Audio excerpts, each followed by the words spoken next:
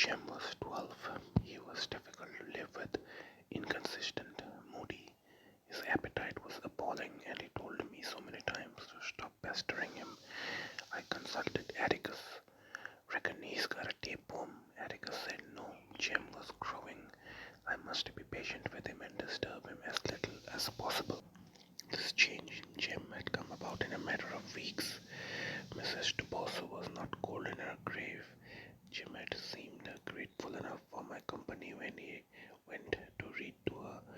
Overnight, it seemed Jim had acquired an alien set of values and was trying to impose them on me. Several times he went so far as to tell me what to do. After one altercation, when Jim hollered, "It's time you started being a girl and acting right," I burst into tears and fled to Calpurnia. "Don't you fret too much over Mr. Jim," she began. "Mr. Jim? Yeah, he's just about Mr. Jim now. He ain't that old," I said. "All he needs is somebody to beat him up, and I ain't big enough." "Baby," said Calpurnia, "I just can't help it. If Mr. Jim's growing up, he's gonna want to be off to himself a lot now, doing whatever boys do. So you just come right on in the kitchen when you feel lonesome. We'll find lots of things to do in here." The beginning of that summer boded well. Jim could do as he pleased. Calpurnia would do until Dill came. She seemed glad to see me when I appeared in the kitchen, and by watching her I began to think there was some skill involved in being a girl. But summer came and Dill was not here. I received a letter and a snapshot from him. The letter said he had a new father whose picture was enclosed, and he would have to stay in Meridian because they planned to build a fishing boat. His father was a lawyer like Atticus, only much younger.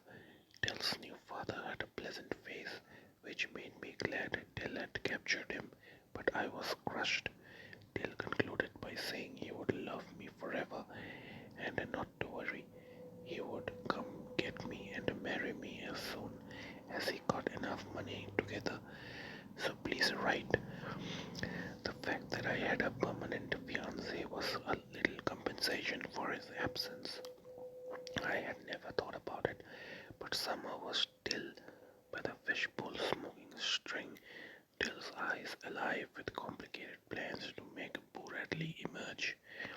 Summer was the swiftness with which Dill would reach up and kiss me when Jim was not looking, the longings we sometimes felt each other feel. With him, life was a routine. Without him, life was unbearable.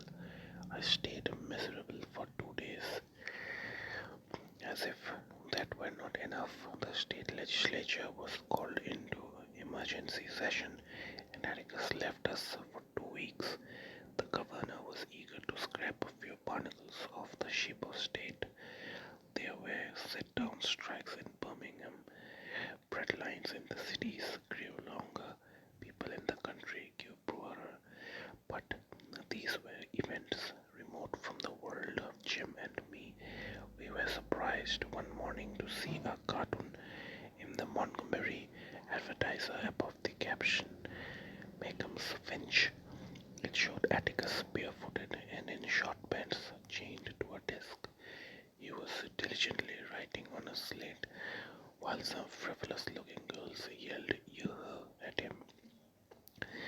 "That's a compliment," explained Jim. "He spends his time doing things that wouldn't get done if nobody did them." Huh?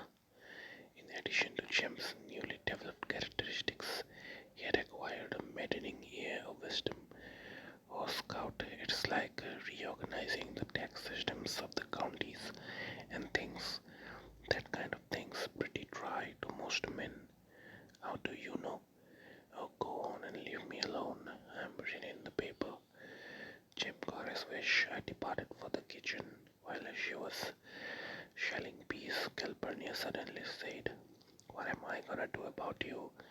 All's church this Sunday." "Nothing, I reckon Atticus left us collection." Calpurnia Calpurnia's eyes narrowed, and I could tell what was going through her mind.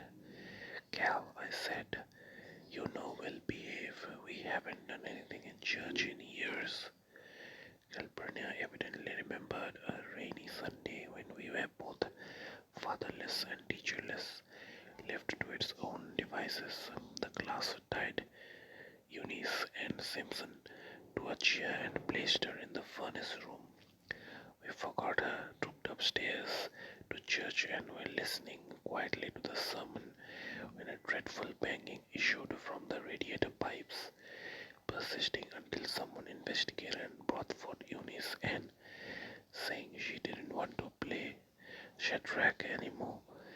Jim Finch said she wouldn't get burned if she had enough faith, but it was hot down there.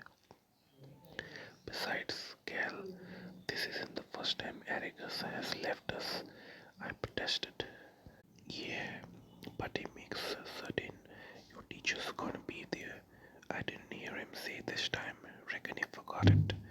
Calpurnia scratched her head suddenly. She smiled. How'd you and Mr. Jim like to come to church with me tomorrow? Really? How about it? Grinned Calpurnia. If Calpurnia had ever bathed me roughly before, it was nothing compared to her supervision of that Saturday night's routine. She made me soap all over twice. She drew fresh water in the tub for each rinse. She stuck my head in the basin and washed it with octagon soap and castile. She had trusted Jim for years, but that night she invaded his privacy and provoked an outburst. Can't anybody take a bath in this house without the whole family looking? Next morning she began earlier than usual to go over our clothes. When Calpurnia stayed overnight with us, she slept on a folding cot in the kitchen. That morning it was covered with her Sunday habiliments. She had put so much starch in my dress it came up like a tent, and when I sat down, she made me wear a petticoat and she wrapped a pink sash tightly around my waist. She went over my patent leather shoes with a gold biscuit until she saw her face in them. It's like we were going to Mardi Gras, said Jim. What's all this for, Gal? I don't want anybody saying I don't look after my children, she muttered. Mr. Jim, you absolutely can't wear that tie with that suit. It's green. What's the matter with that? Suit's blue, can't you tell? He, I howled. Jim's colorblind.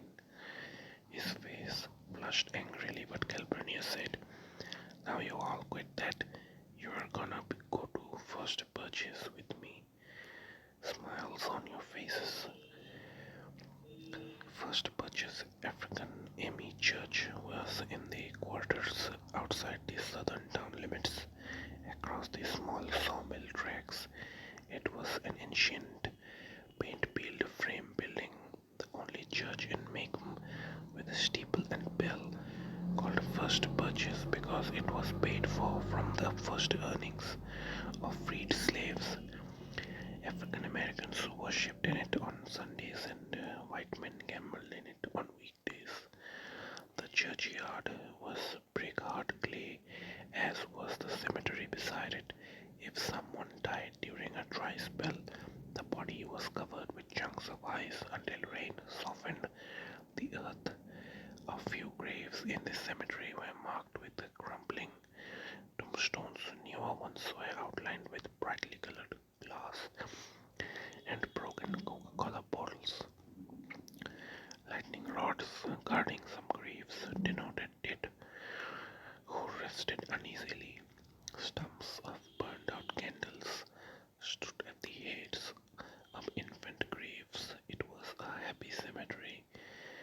The warm, bittersweet smell of clean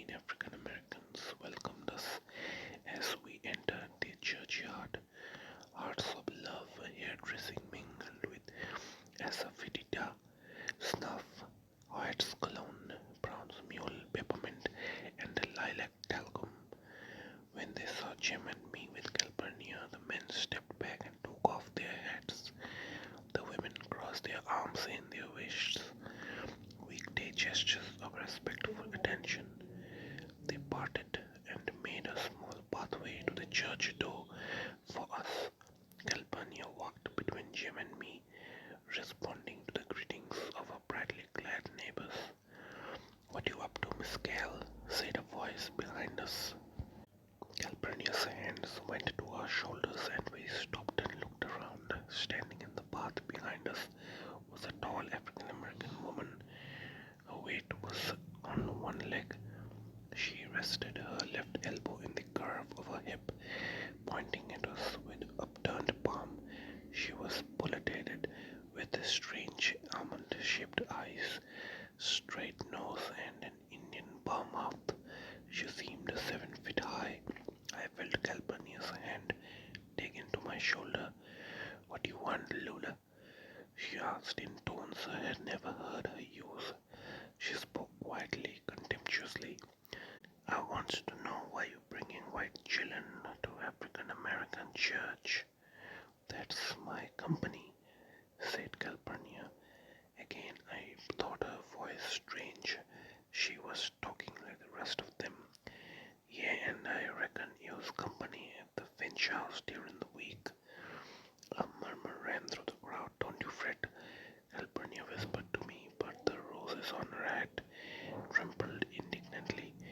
When Lula came up the pathway toward us, Calpurnia said, Stop right there, African American."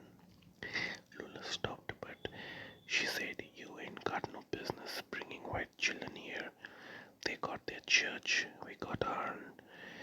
It is our church, ain't it, Miss Cal?" Calpurnia said, "It's the same God, ain't it?" Jim said, "Let's go home, Cal. They don't want to see her." I agreed. They did not want to see her, I sensed. Rather than saw that we were being advanced upon. They seemed to be drawing closer to us, but when I looked up at Calpurnia, there was amusement in her eyes. When I looked down the pathway again, Lula was gone. In her place was a solid mass of colored people.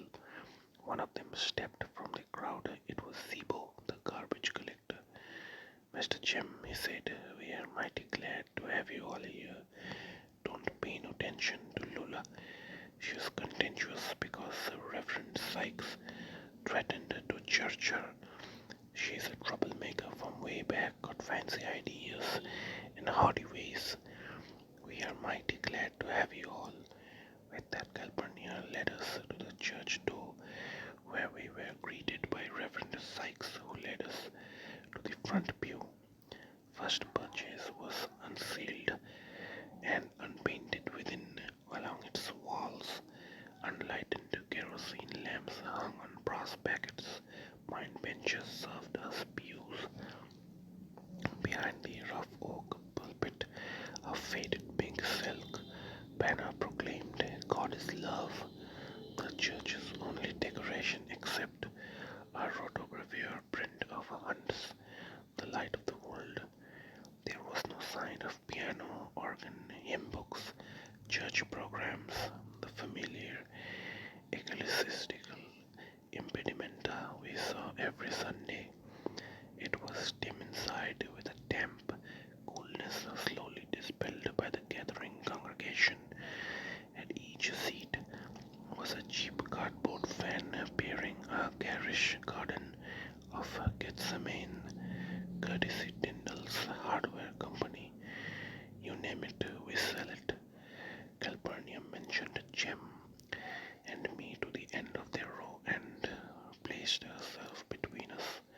She fished in a purse, drew out a handkerchief, and untied the hard wad of change in its corner. She gave a dime to me and a dime to Jim. "We've got ours," he whispered. "You keep it,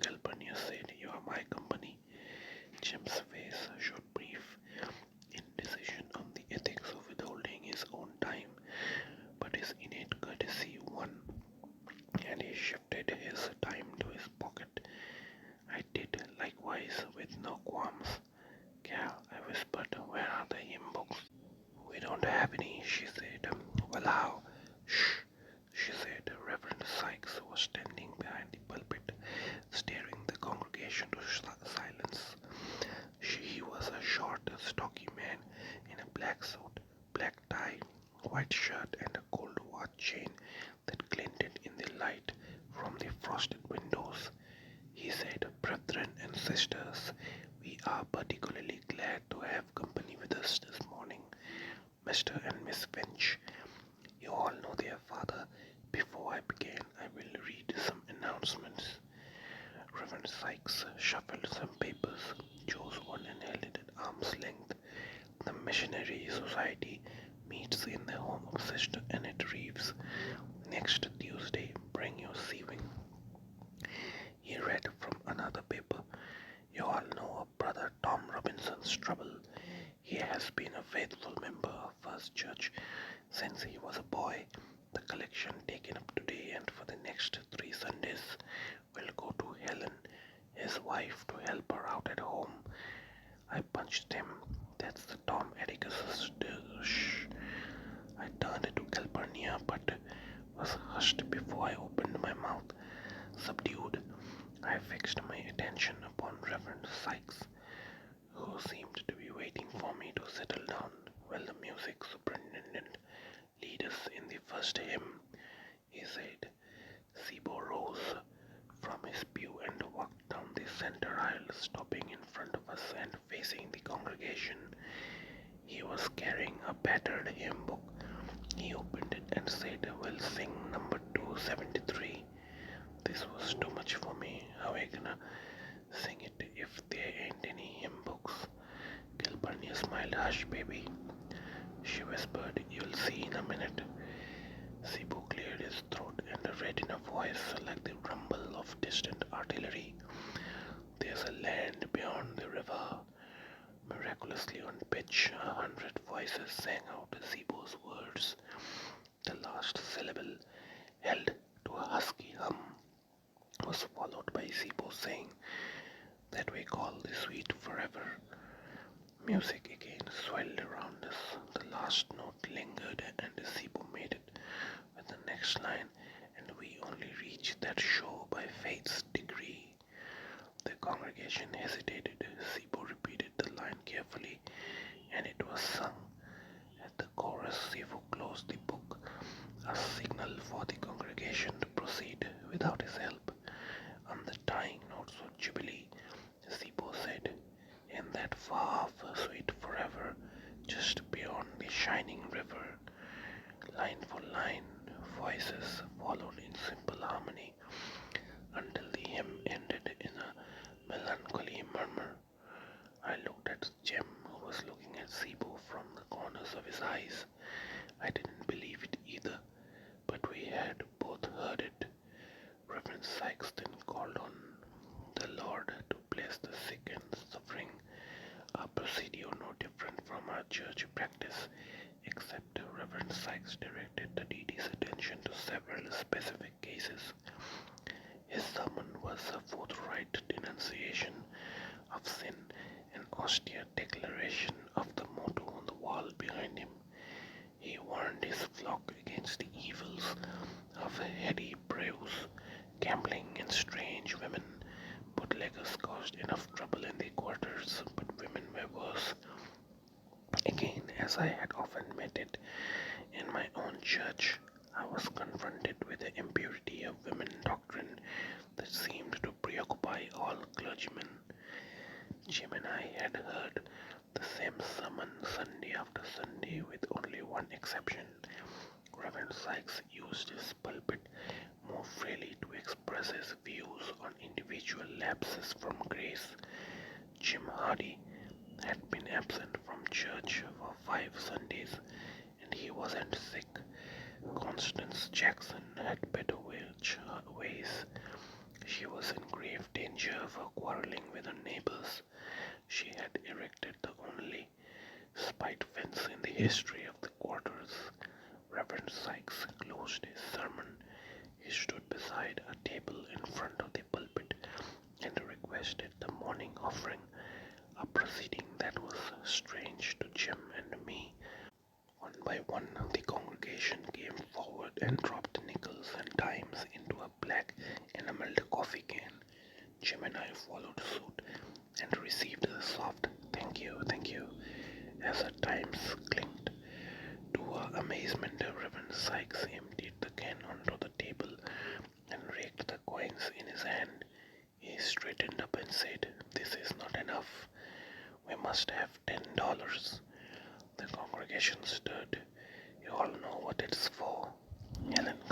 leave those children to work while Tom's in jail. If everybody gives one more time, we'll have it. Reverend Sykes waved his hand and called to someone in the back of the church. Alec, shut the doors. Nobody leaves here until we have $10. Calpurnia scratched in her handbag and brought forth a battered leather coin purse. Now, Cal, Jim whispered when she handed him a shiny quarter. We can put ours in. Give me your time, Scout. The church was becoming stuffy, and it occurred to me that Reverend Sykes intended to sweat the amount due out of his flock. Fans crackled, feet shuffled, tobacco chewers were in agony. Reverend Sykes startled me by saying sternly, Carlo Richardson, I haven't seen you up in this aisle yet.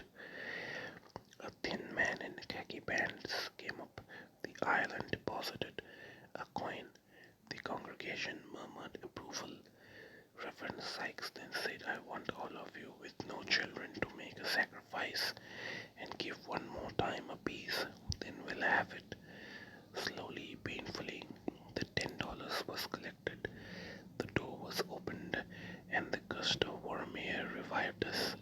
Sipo lined on Jordan's stormy banks, and the church was over. I wanted to stay and explore, but Calpurnia propelled me up the aisle ahead of her at the church door while she paused to talk with Sipo and his family. Jim and I chatted with Reverend Sykes.